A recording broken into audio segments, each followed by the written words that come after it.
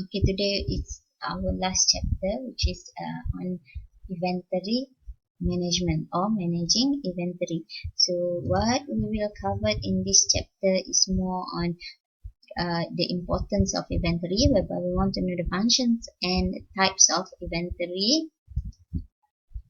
And in managing inventory, we have these types of inventory: ABC, record accuracy, cycle counting, and control of service inventory.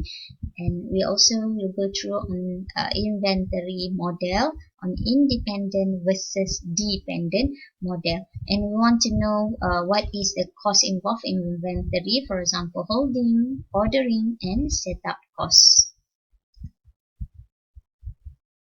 Alright, and then we move towards inventory model for independence demand, where it involves a basic economic order quantity model, which is how many units that we need to order in order to have enough or suitable items or suitable quantity in our uh, inventory, so that it would not be surplus or it would not be shortage.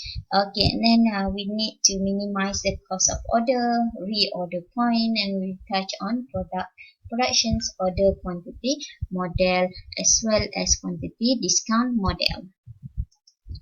Okay, for probabilistic model, we do not cover for probabilistic, but we will touch on safety stock.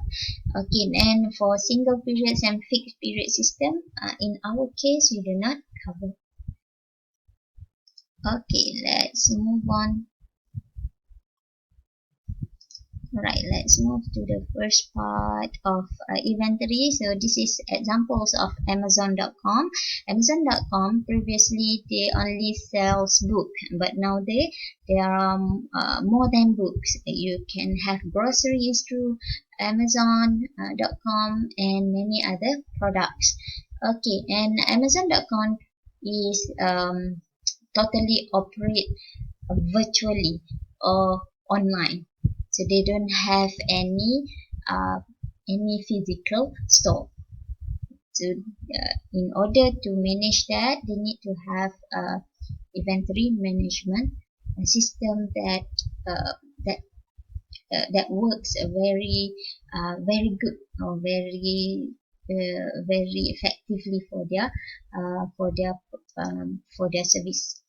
Okay, now we move directly to these objectives of inventory management. Why we need to have inventory? Why we need to keep stock? Because we want to strike a balance between inventory investment and customer service. So what is inventory investment? Inventory investment, once you have companies or you have manufacturing companies, okay, after you finish production, you finish produce a product, and where to keep your product is in warehouse.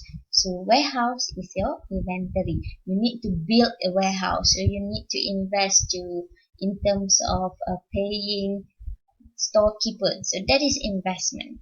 Okay, and customer service. Why we need to have warehouse? Because we want to cater the demand from the customer. So that's why inventory management is important.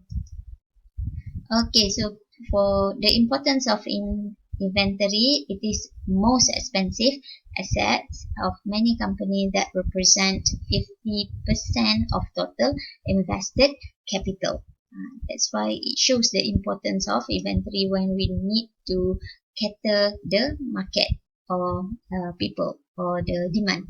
Alright, move to the functions of inventory. So we have all these functions. Okay, first, to decouple or to separate or to split the various part of production process. For example, we need to have two machines to cater the breakdown. If one machine breakdown happen, and we have another machines to work to produce. Okay, and the second one, to decouple or to separate in the firm from fluctuations in demand and provide the stock of goods that will provide a selections for the customers. Okay, and this we can see how we decouple the demand. Okay, so as you can see here, this is the supply variability. This is demand variability. Without decoupling point, this is without decoupling point, the demand will be very fast, and we need to cater the demand very fast. Okay, so what happens if we use decoupling point? So decoupling point is here, this triangle, whereby we have the another machines, or we split the productions. Okay, and we can cater the demand while the demand it is manageable demand lah, where we have this two splits of sub-assembly and component, compared to without decoupling point, whereby we need directly to the assemble, and the component need to be directly to the this assembly line. Okay, alright, and then the other functions is to take advantage of quantity discount. You buy more, you get less price. Okay, then the last one, the past part of functions of inventory to hedge against inflation. So during inflation, we need to people need more products. So there is high demand but less product. That's why we need to keep the product in the inventory.